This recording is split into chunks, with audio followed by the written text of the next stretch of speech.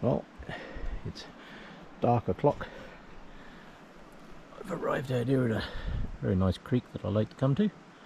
Good water flow through here at the moment. If I'm going to have a campfire, it's always nice to have a really good water source right next to it. And this one has a really good water source. Unfortunately, I can't be out in the boonies at the moment because we still have a not a fire restriction, we have a fire advisory, which means we can't have backcountry campfires, but we can have campfires in designated camp spots. Like if it's a proper fire ring like this one, we are allowed that. As you can see, it's a little dark. I brought my wagon with me today. Just a whole bunch of tools and good stuff. Good container to put water in so you can make before you put the fire out. A few logs I brought with me. Right, so first thing I'm going to do is enjoy that sky. Look at that, isn't that nice? Sun will come up in a minute. In the winter it comes up over the mountains to the right there, but this time of the year it should come up right smack in the middle of that piece there. So I'm going to get a fire set up and go from there. Now, ready to get a fire going. There's several ways that you can achieve this. One of the things I do is, in our modern lives, we end up with piles and piles of receipts for all kinds of stuff that we use in our everyday. Let's turn that around that way. Right, now there's many ways you can light a fire. Fortunately today I have some very dry sticks with me to get it going, and they're just small sticks. Now if I'm using a ferro rod, I will use cotton balls, which is these. Real easy, one cotton ball, stick it in the middle of the pile, one spark, it's going to go. Now people say, what's the best way to light a fire? I have many ways of lighting a fire with me at all times. The easiest way is a big lighter. Just make sure in cold weather you keep it in an inside pocket because it keeps it warm. That's the easiest way to light a fire, obviously. Ferro rod works brilliant. I see all kinds of people using ferro rods in all kinds of weird and wonderful fashions, but I'm going to show you how I do it. So what I need is a good striker, because ferro rods usually come with one of these little scraper things, and they work. They're not bad. Actually the cheap ones. This is a $6 fire starter, right? And it's got a fluorescent end on it. $6 works an absolute damn. But you will find that on the back of your knife it actually throws a better spark.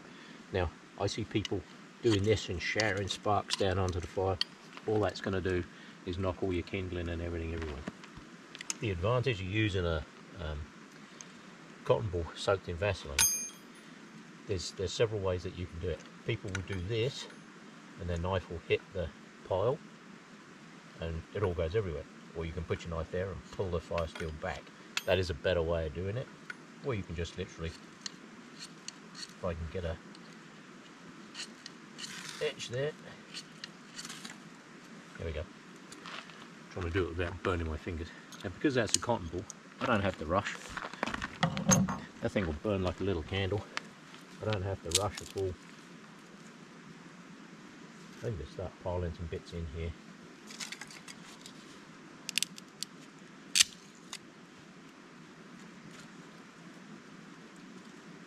Those cotton balls, if you've got them well soaked, those things, they'll hold a flame for 5-10 minutes, no problem. Yeah. Which gives you more than enough time just to start piling some little twigs and that on here, and some bits. Since this stuff is so dry, I don't have to worry about it. If this is branches, if this was a branch, what I do is I break them like that and then just sit them over the top of the fire. Well, that one shattered pretty good.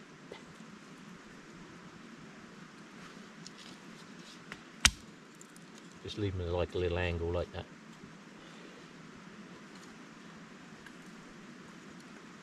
And that will get going in very short order. One of the things that really made a difference in human evolution was the ability to make and control fire. Fire is a tool. It's a very simple tool to use. It works really well, and it made it possible for us to move around the planet and live in different places. Without heat, we can't live there. Simple as that. Little piece of ferrocerium there that obviously not ignited, it just went up. Yeah. And hey presto, campfire. That's all there is to it. Yeah. Learning bow drill skills and all that kind of stuff is really good. However, if you have a big lighter, easy. This is one of the best tools that you can have with you, because even if it's empty, it's got no fuel in it, you can still light a fire with one of these things. What you can do, if you take your knife, I'm not going to do it because this one's still pressurized. If you take the square edge, you can actually take shavings of the plastic off of the bick, put it in a pile. That stuff burns. Your little flint in there still makes a spark, even if there's no gas in it, it'll still make a spark, and you can use that to ignite stuff. 3 simple tricks. We'll get a few of these slightly bigger bits on here. Once you get into, this is just old dry wood.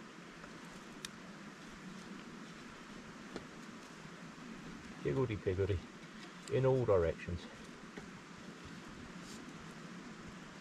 There's a saying that fire loves chaos, and it certainly does. And that's it, it's going. I ain't got to worry about that anymore now. Yeah. As always, make sure you put all your tools and everything back. It's very easy to end up with a whole pile of stuff spread all over the show, but then when you suddenly go looking for it, it's not there. So make sure everything's in there, everything's good, put away. Done, finished.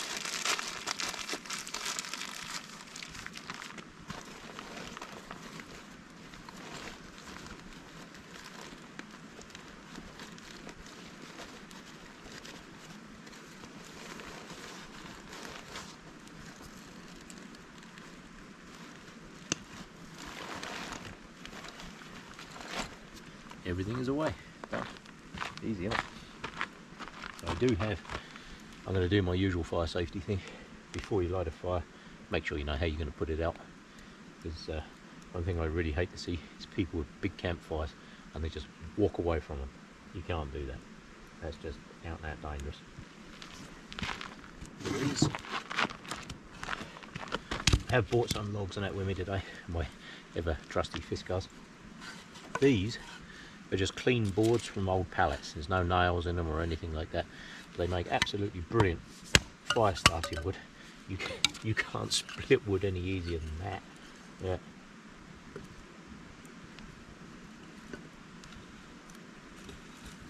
There are many places that are just really happy to see their old pallets go, because always make sure you know where your tools are. Yeah.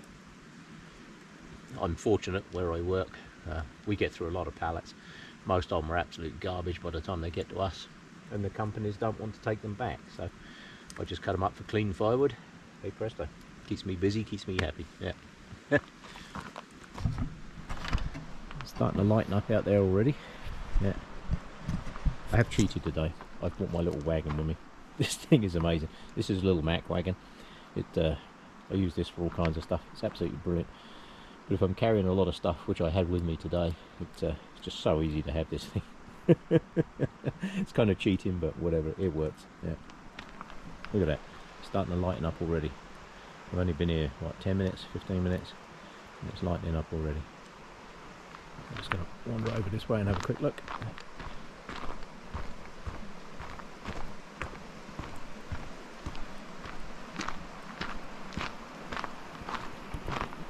And if that's not a nice start to the day, I don't know what it is. Look at that. Get a nice reflection off the water there. Perfect. That's nice.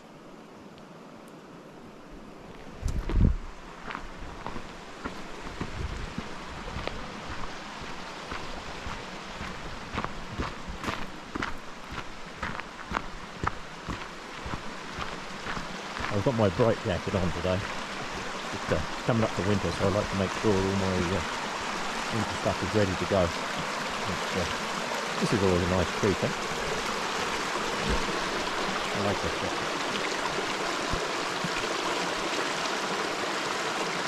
it's always good to have a good water source right by.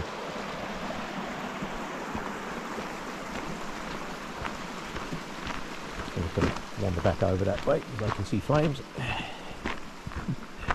Not that it's going to set fire to anything over here, but just in case.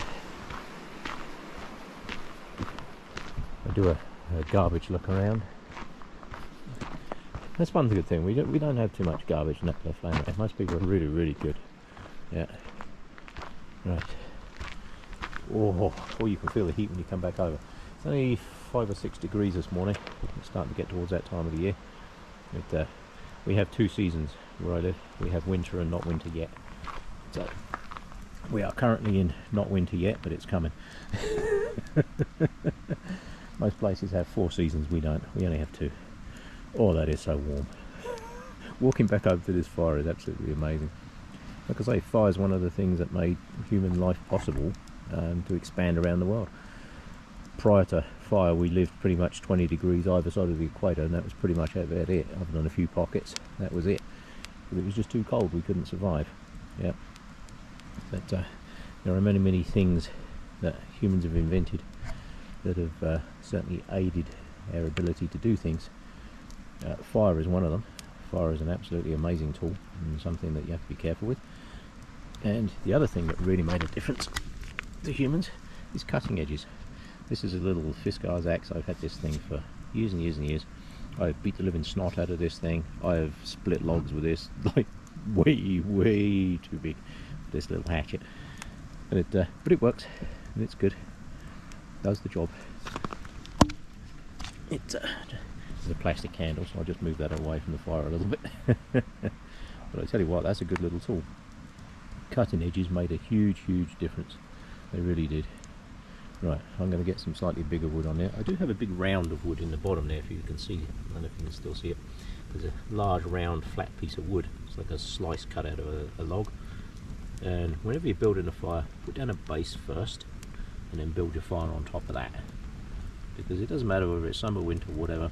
It just gets the fire up off the ground, gives it a little bit of air underneath it, and it gives it something to burn underneath it, because the material that's in the bottom of here is damp. So doing it that way works wonders, eh? And if that's not a good way to start the day, I don't know what is. Right, I'm just going to put a few bits on here to start drying them out and go from there. That's better. That's starting to get going now. Got some heat starting to get in there. Some of the bigger pieces I just put in there. I just started splitting up some of the logs. Now, as I was saying, there's many things that humans have invented. The wheel, that really made a difference. Made a difference today. Makes it easy to get that stuff down here. Water, because it's very important. Make sure you have a good water source with you for putting the fire out. As I always say, before you light a fire, make sure you know how to put it out. One of the other very important things that you can do with water is and fire is purify water, because it's absolutely crucial that we have purified water, and that was a major evolutionary step for mankind. And the reason it was a major step was once they learned how to boil water, hugely important, because without boiling water you wouldn't be able to put your feet up in front of the fire and you wouldn't be able to make tea. So that is the most important evolutionary step that mankind ever made, was learning how to boil water and make tea. I had to do it. Oh, and I have to say that it's actually remarkably good tea, if I don't say so myself, because I know the guy that made it. I get some heat in there. I did bring a bigger log with me today. This one might take a little while to burn through, so that's good. But once you can get these big logs going, I'm going to put some splits in the end of it, just let the fire into it. But I got a bunch of food in there somewhere. I've got some sausage rolls and good stuff in there. Yes, it's amazing, isn't it? Fire, water, tea, wheels, cutting edges, all things that make our modern life possible, things that we all take for granted. If we didn't have cutting edges, how would we make half the things we need? If we didn't have wheels, we couldn't move half the things we need. If we didn't have water, we'd all die. without fire, I can tell you now, without heat, it wouldn't be possible for me to live where I live. We're plus 35 in the summer, minus 35 in the winter. Survival here in the winter would be not pleasant, I can tell you. You'd be very lucky to get through the winter, which is why a lot of people didn't. They just literally froze to death. Yeah. Right, so I'm going to get some good coals built up in the bottom of here, and then I'm going to get some breakfast on. Now, if that is not a good way to start the day, I really don't know what is. It's sitting by a creek, getting the fire going, getting ready to make some breakfast. It just doesn't get any better than that, not really. A lot of people ask me why I do it. It's a peace of mind thing. It's a quiet place. Human beings have sat around fire and sat next to rivers for most of eternity. That's how a lot of things were learned. People would sit around fires and discuss things. Hey, I was down in this particular area, I found great fishing, or there was good firewood over there, or hey, if you go up through the mountains, you can do this, that, and everything else. So, sitting around a fire, or sitting by a creek, is a human condition, and it's something that more people really should do. Get away from modern life, get away from all that chaos and rushing around and everything that everybody does. Just come and sit somewhere like this. Absolutely amazing.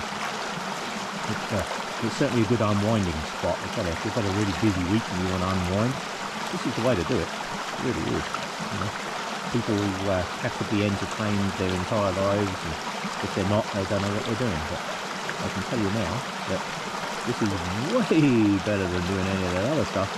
Yeah, absolutely brilliant. It's a human condition. The sound of that creek is amazing. Eh?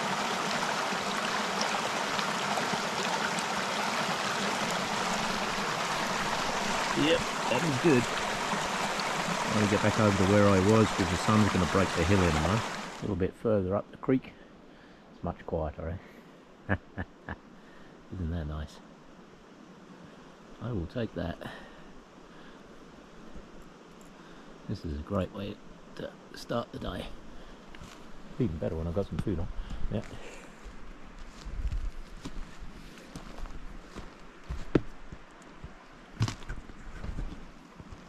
Yes. Very nice.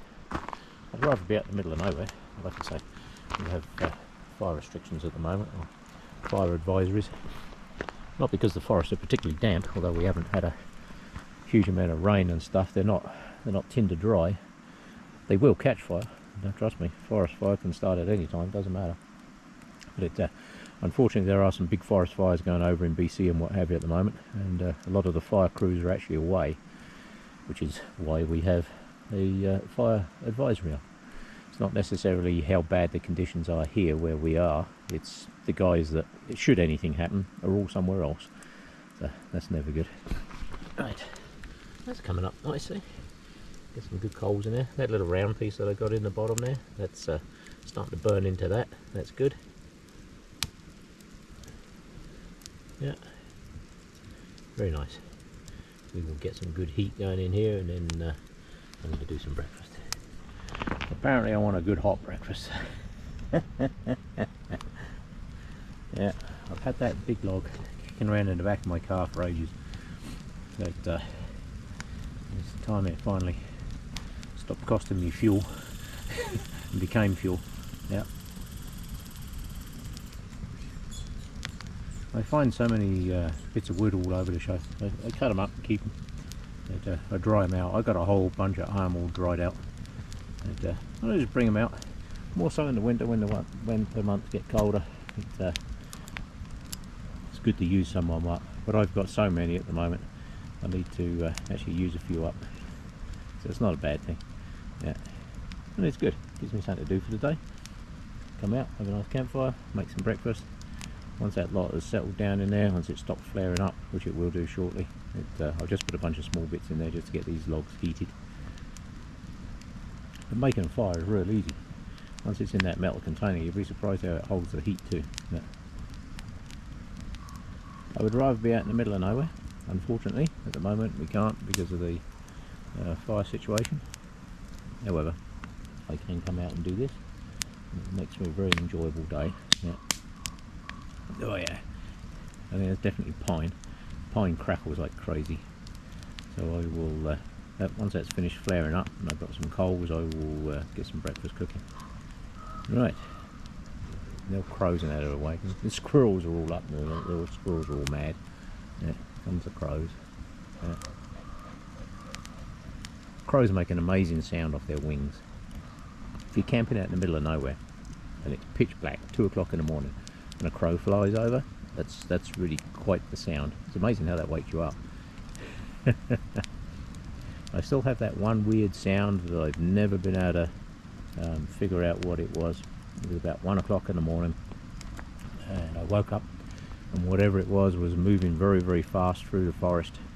And the best way I can describe it is 2 hardwood pieces of wood being bashed together about a second apart, like bang, bang, bang, bang, bang, like that. And it just went on, and whatever it was, I think whatever it was either running like the wind or flying, because it was moving so fast. And it was gone by the time I woke up. It had gone. But whatever it was, that was really weird. I've never heard it before, and I've never heard it since.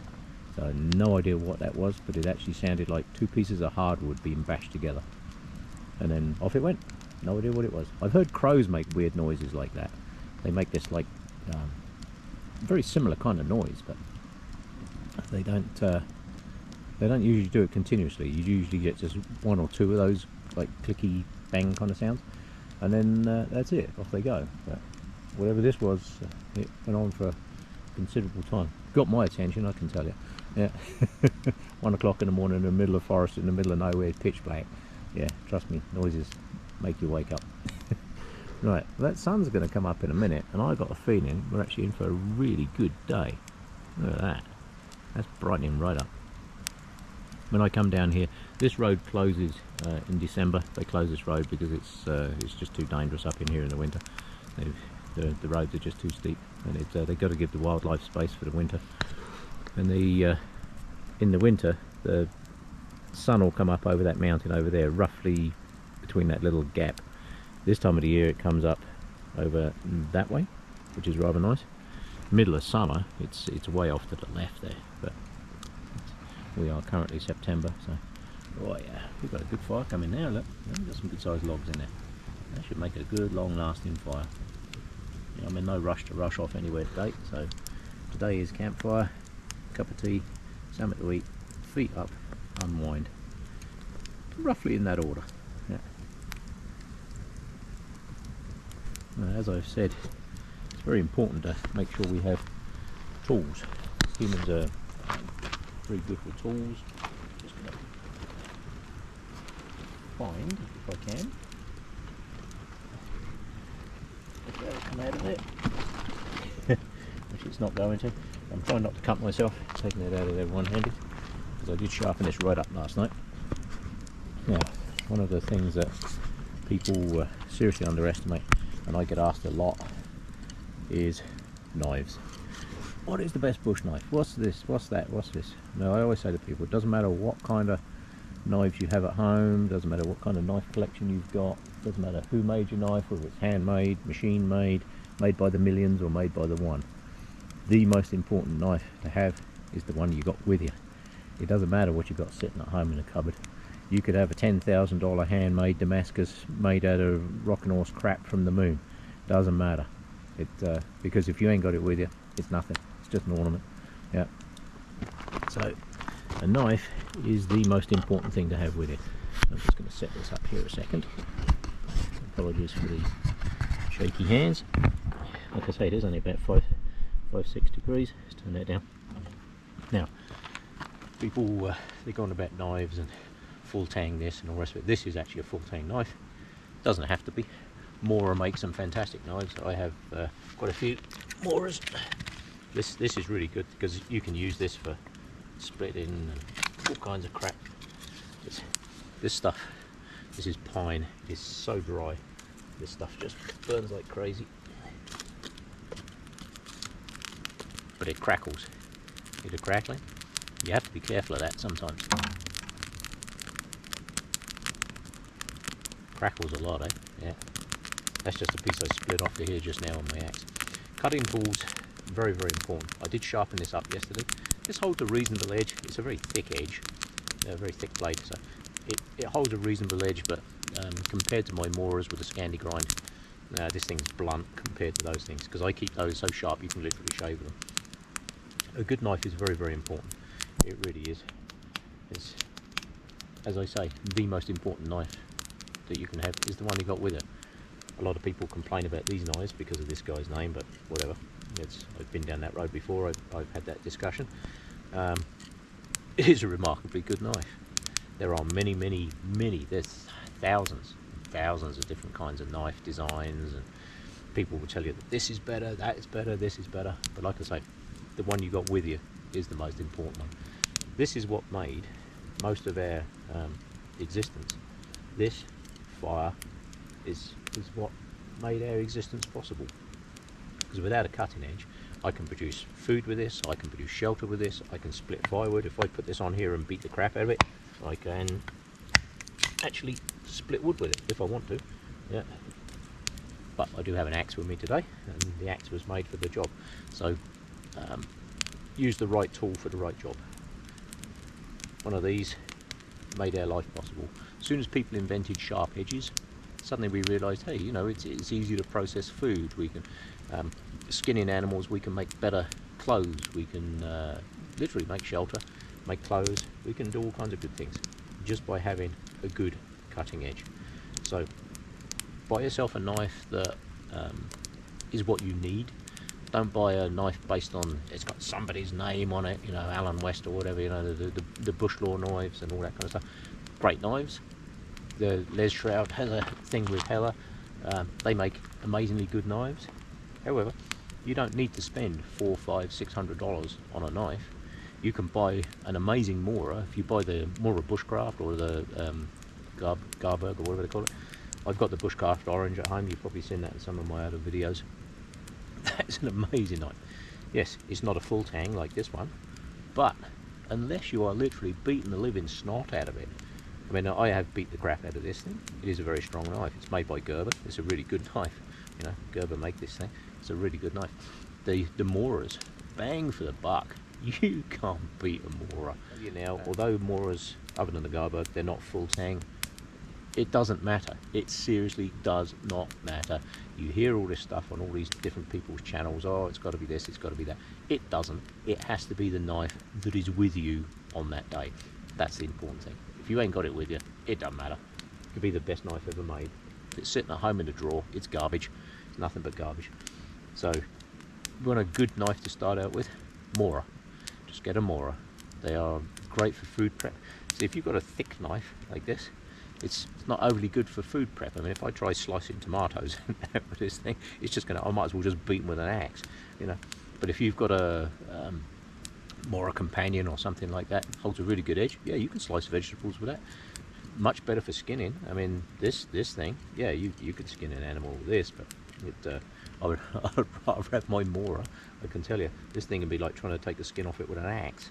So it's get the right tool for the right job. Yeah.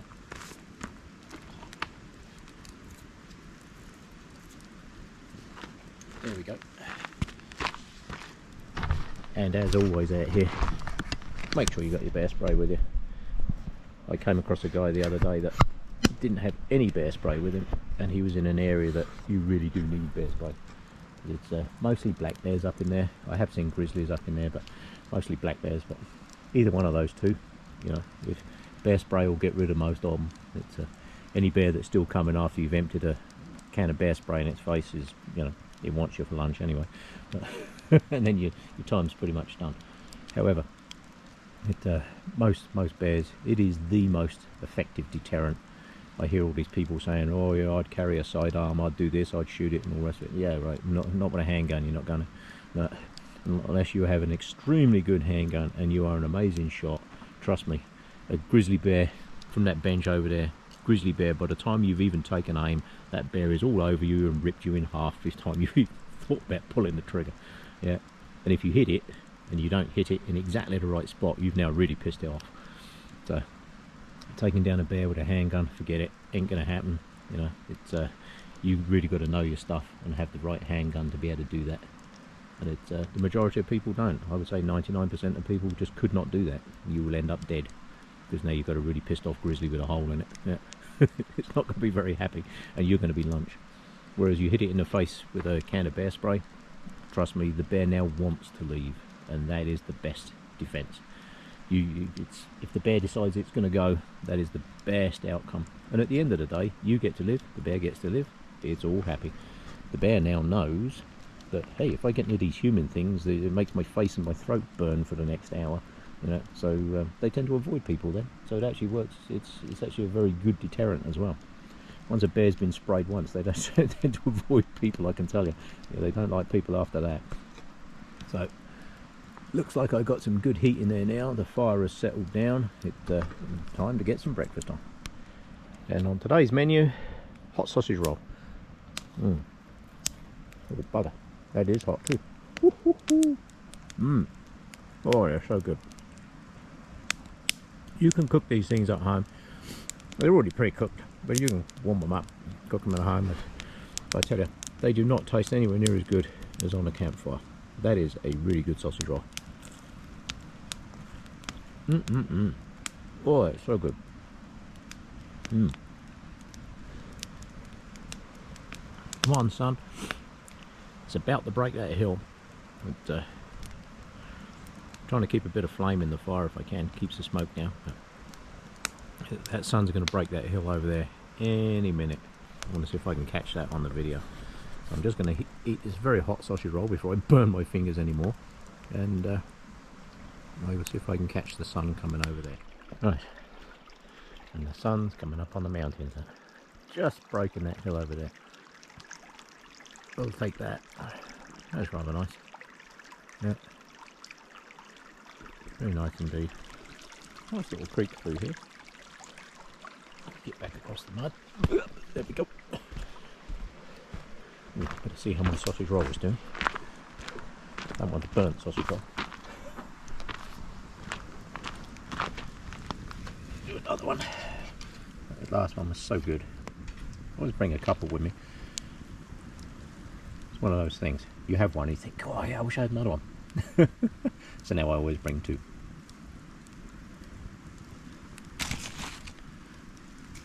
Yeah, it's starting to burn nice in there. Let's move some of these around.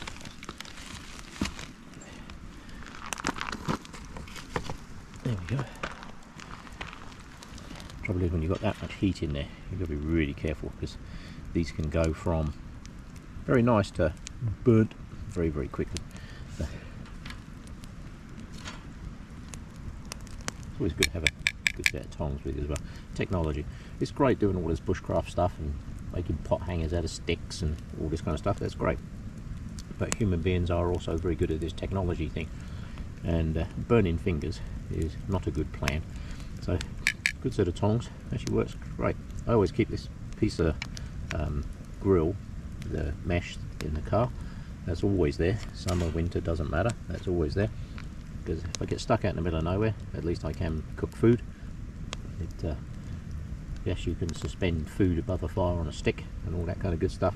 However, like I say, being humans, we're quite good at this technology thing. So, that is starting to, yeah, I can tell that's getting hot. That is really hot. Move that to the edge, I think. Definitely can't beat it as a day, you know.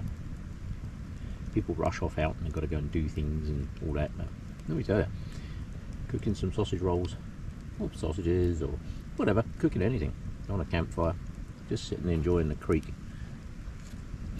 making sure it don't burn this. That is getting really hot, I can tell.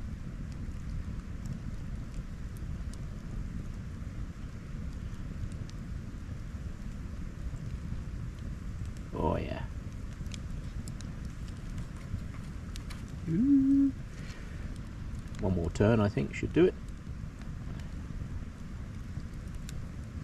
A lot of people wrap their food up in tin foil, which is great, but please make sure you take your tin foil home with you, because there ain't nothing worse than coming out somewhere like this and finding tin foil lying around everywhere. Right, just going to put this down. And now the sun is up. Doesn't get much better than that, does it, eh? Look at that.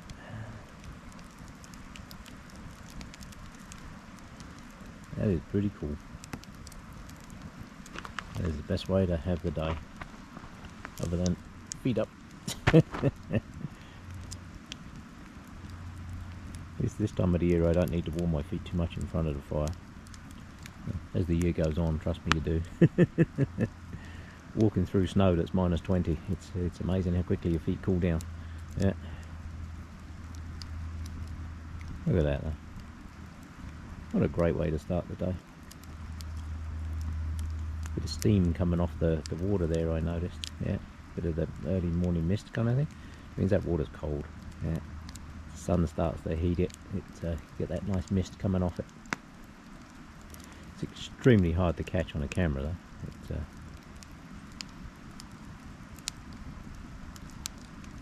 That fire is chucking off a lot of heat now. I've got some good sized logs in there. That is chucking off some good heat. Look at that.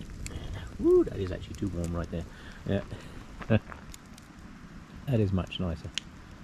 Yeah, I can see the steam coming off the water. I'm not sure if I'll be able to get that on the camera. I don't think it will.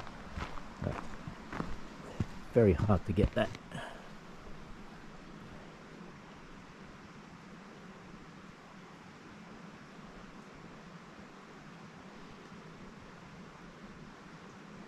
Yeah, that is nice.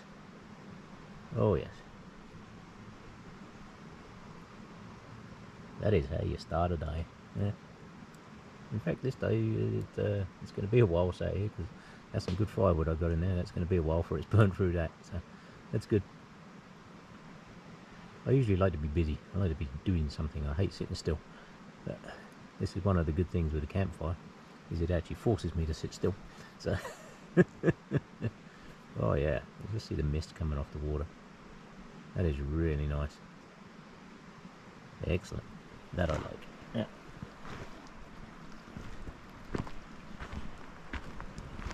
Woohoo! That is so warm. You come back over to this fire. No, it's only about 5-6 degrees today, but once you come back over to the fire, it's really good. Sitting by a fire, like I was saying earlier, it's just one of those things that more people should do.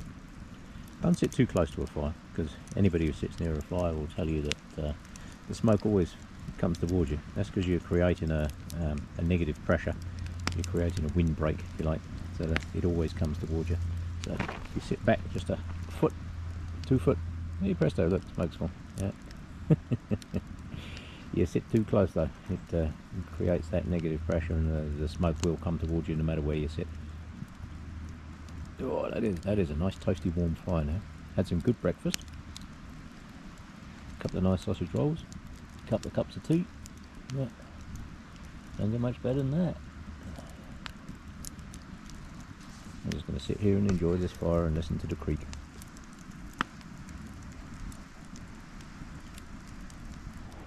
Well, the sun is up. That is a nice picture across there. That's nice, eh? Well, I just had yet another person come and ask me where the bridge is. They said there should be a bridge here. Alright, can you see a bridge? No, there is no bridge. Never has been a bridge, never will be a bridge across here. He said, well, it shows on Google Maps.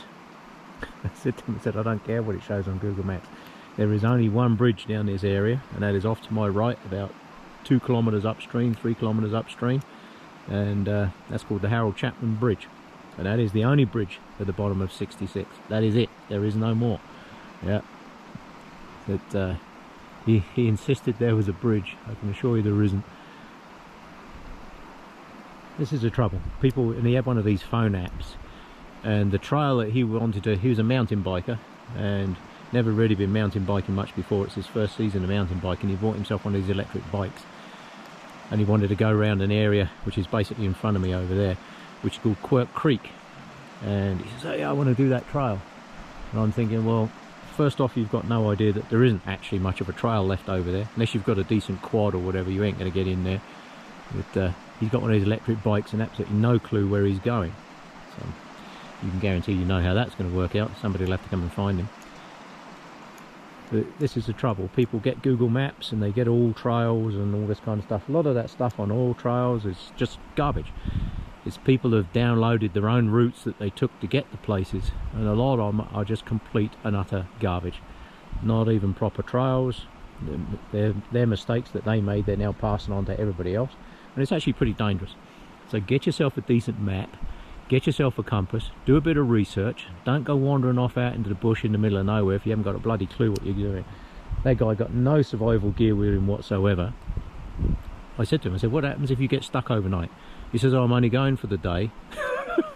Do you know how many times over the years I've heard that?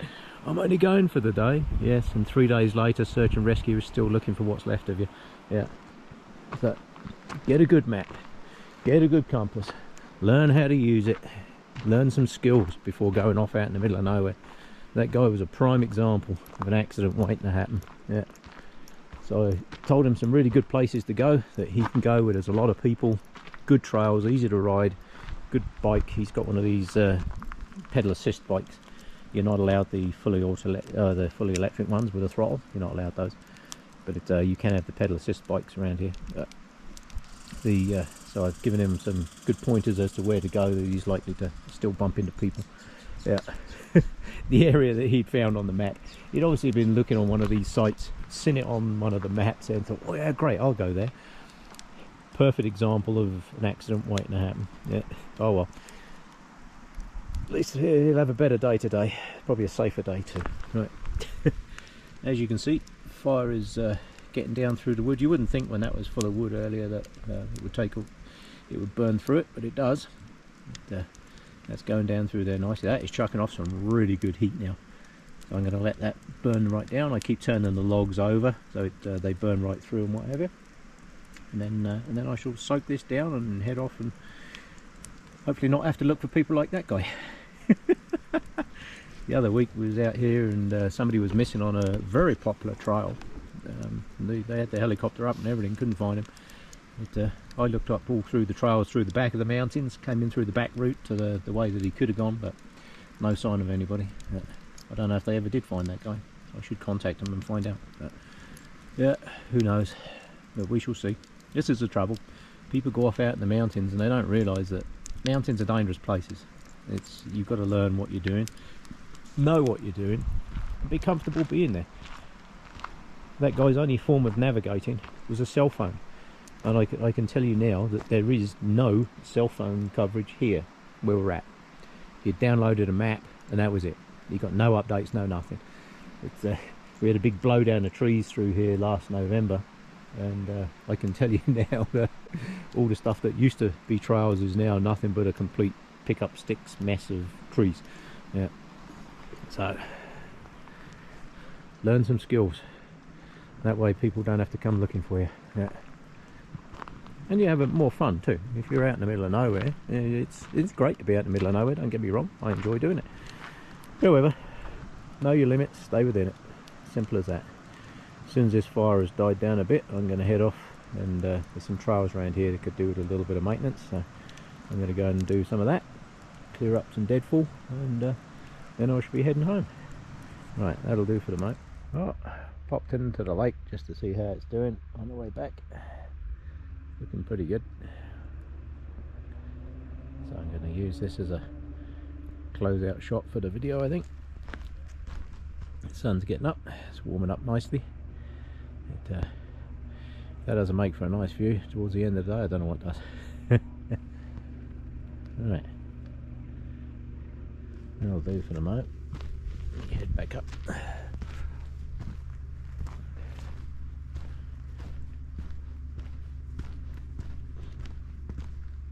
Yes, always nice down through here. See a lot of eagles down in here. It's good fishing in here. Always find eagles where there's good fishing. Yeah.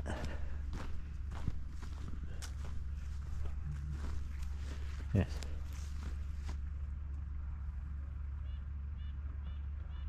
Yeah, that's a nice spot. Right, I think I'll call that it for a day. Met some interesting people, had a nice breakfast, met a guy that was out walking his dog looking for a trail that he couldn't find, but found it in the end.